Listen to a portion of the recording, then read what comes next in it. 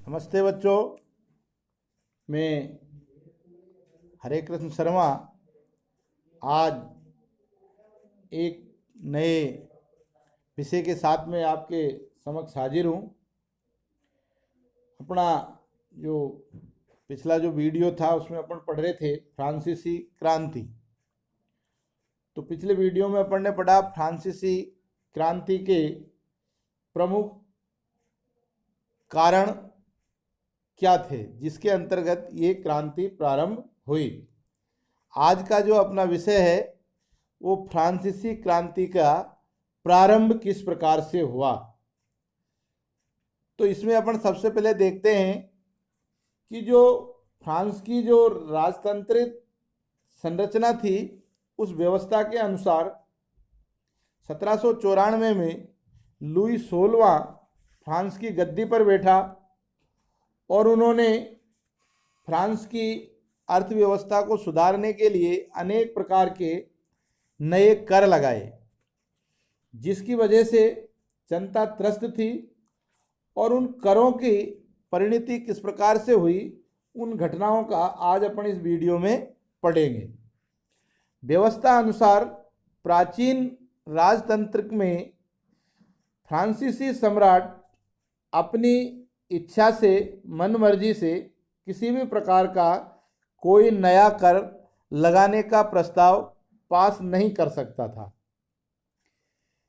इसके लिए फ्रांसीसी संवैधानिक नियमानुसार व्यवस्था थी कि अगर सम्राट को कोई भी नया कर या कोई भी नया कानून इस प्रकार का कोई प्रस्ताव लागू करना है तो उसके लिए उसको एस्टेट्स जनरल की बैठक बुलानी पड़ेगी। एस्टेट जनरल क्या होता था?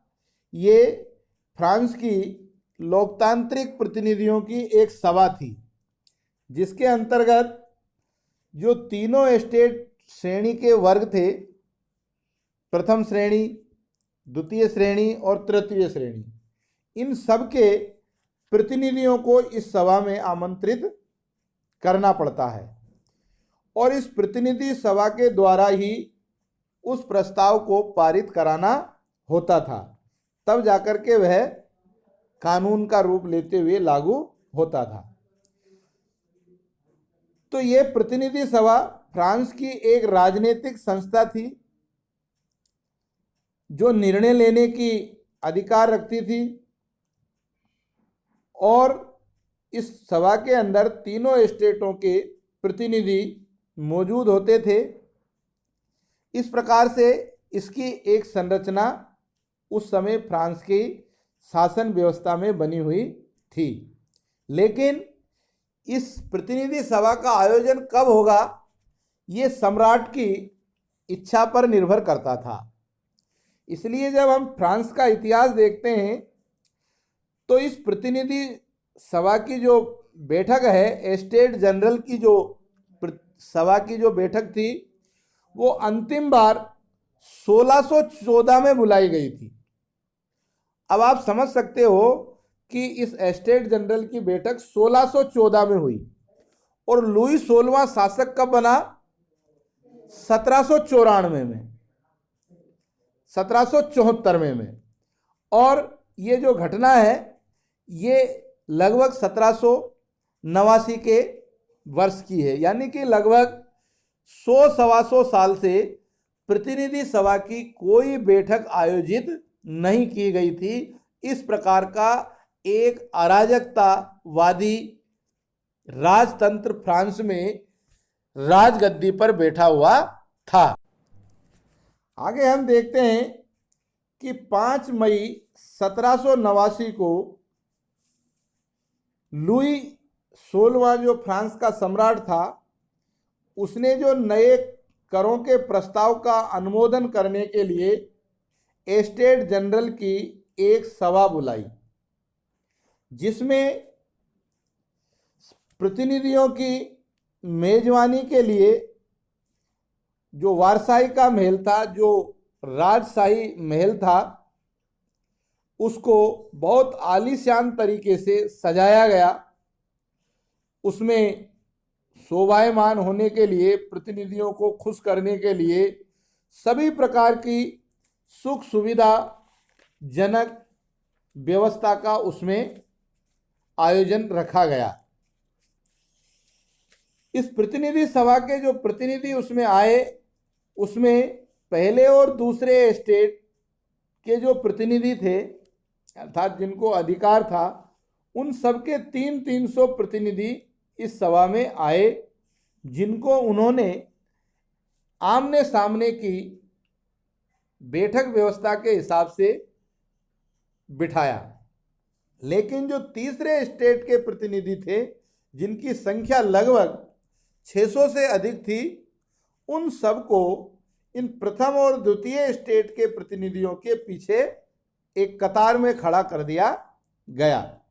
जबकि हम देख सकते हैं कि इस तीसरा जो स्टेट के प्रतिनिधि थे, उनमें सबसे अधिक समृद्ध और शिक्षित वर्ग के लोग थे। लेकिन इसमें भी किसानों को, औरतों को, कामगारों को प्रवेश वर्जित था। अर्थात अगर कोई प्रतिनिधि महिला है, किसान वर्ग से है, कामगार वर्ग से है, तो वह सभा के अंदर भाग नहीं ले सकता था। इस प्रकार का एक भेदभावपूर्ण व्यवस्था उन्होंने वहां पर बना रखी थी। लेकिन फिर भी वो तीसरे स्टेट के जो प्रतिनिधि थे, जो वहां पर पहुंचे, वो लगभग अपनी श्रेणी के लोगों के 40,000 शिकायती पत्रों को साथ में लेकर के उनकी मांगों की एक सूची बना करके उस प्रतिनिधि सभा के अंदर आए थे। परंतु सम्राट के द्वारा उनके जो विषय थे, उनकी जो बातें थी, उनको किसी प्रकार से महत्व नहीं दिया गया और उन सारे बातों को उन्होंने एक नए सिरे से खारिज कर दिया। इसके बाद क्या होता है कि जैसा कि स्टेट जनरल का नियम था कि किसी भी प्रस्ताव के अनुमोदन में प्रत्येक श्रेणी के, अर्थात प्रत्येक स्टेट से वर्ग के व्यक्ति को एक मत देने का अधिकार था। इस प्रकार से 3 वर्गों के 3 प्रतिनिधि ही उसमें वोट दे सकते थे और चौथा वोट सम्राट का होता था। लेकिन जो तीसरे वर्ग के प्रतिनिधि थे, वो इस प्रस्ताव से सहमत नहीं थे और वो चाहते थे कि अब की बार इस सभा में जितने भी व्यक्ति उपस्थित हैं, जितने भी सदस्य हैं, वो सब इस प्रस्ताव पर मतदान करें और इस प्रकार की एक लोकतांत्रिक सैद्धांतिक व्यवस्था को वो वहां पर लागू करना चाहते थे। लेकिन फ्रांसीसी सम्राट ने उनकी बात को सिरे से खारिज कर दिया, अर्थात उनके द्वारा जो प्रस्ताव रखा गया उसको उन्होंने स्वीकार नहीं किया। और जब उन्होंने उनका जो प्रस्ताव स्वीकार नहीं किया, तो वो सारे तृतीय स्टेट के प्रतिनिधि उस सभा का बहिष्कार करते हुए एक आक्रोशिक आंदोलन की चेतावनी देते हुए उस प्रतिनिधि सभा से बाहर आ गए और उन्होंने सड़कों पर आकर के उस प्रतिनिधि सभा में पारित होने वाले प्रस्ताव का बाहर बैठकर विरोध करने का निर्णय लिया। बाहर आकर के तीसरे स्टेट के प्रतिनिधि खुद को संपूर्ण फ्रांस का एक राष्ट्रीय प्रवक्ता के रूप में मानते थे और इसी संदर्भ में उन्होंने 20 जून को तीसरे स्टेट के प्रतिनिधियों की एक प्रतिनिधि सभा बुलाई, जो वारसाई के इंडोर स्टेडियम के अंदर एकत्रित हुए और उन्होंने उस स्टेडियम को ही नेशनल असेंबली घोषित कर दिया और वहां बैठ करके शपथ ली, अर्थात उन्होंने निर्णय लिया कि जब तक फ्रांस का सम्राट की शक्तियों को हम कम करने वाला संविधान नहीं बना देंगे, तब तक हम इस स्टेडियम रूपी असेंबली सभा को भंग नहीं करेंगे, अर्थात इस सभा से हम बाहर नहीं जाएंगे। और वहां बैठ करके वो एक नए कानून अर्थात नए संविधान की रचना करने लगे।